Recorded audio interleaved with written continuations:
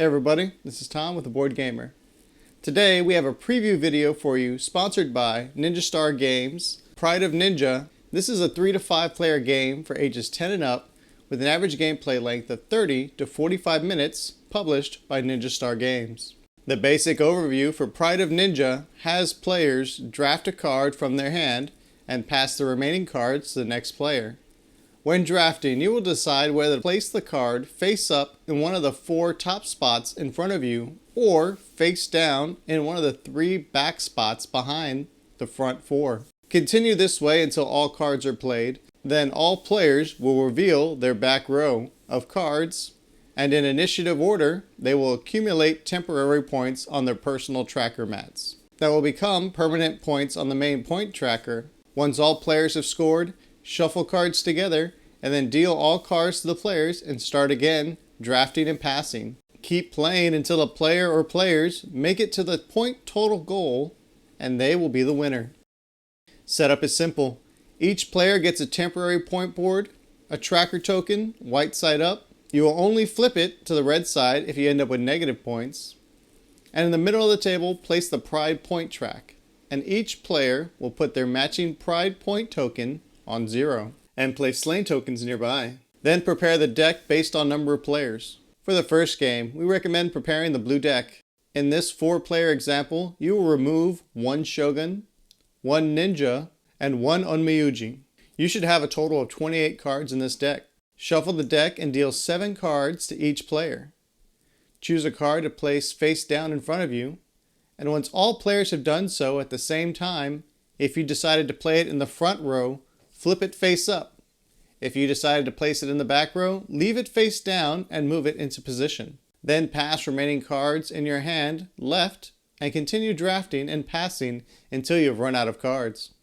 Pride of Ninja is not just about getting the best cards. It is also about card placement. Since once you play a card, it cannot move. And be careful with the number of cards, because certain cards can punish you for having too many of the same type.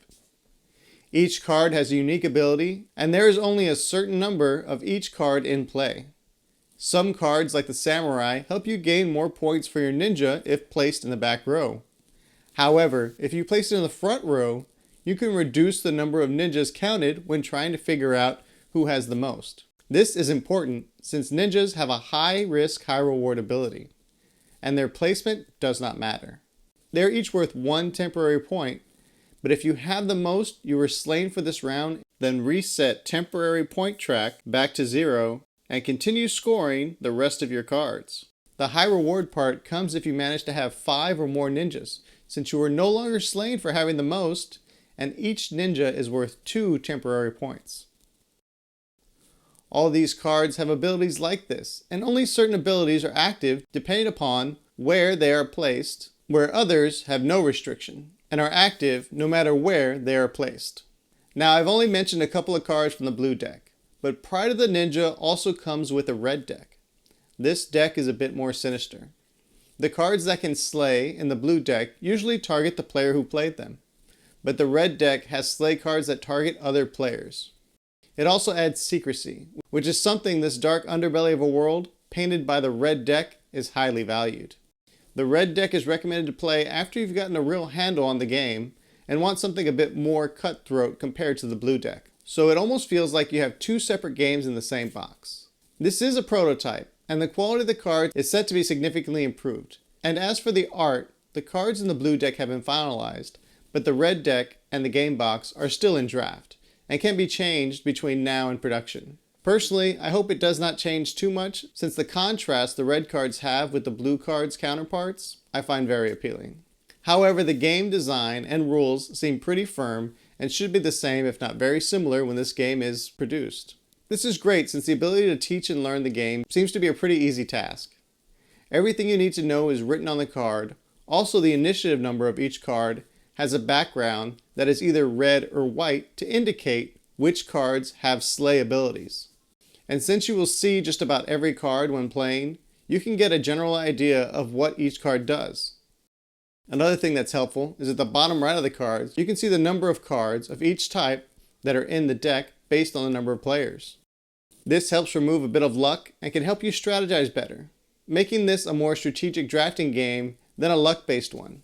And with 2 decks that play a bit different, you have 2 games in one box, which really helps with replayability. The mix of art and Japanese theme is a beautiful mixture for this drafting game. The fact that it's not overly cute helps it stand out among other games with a similar theme.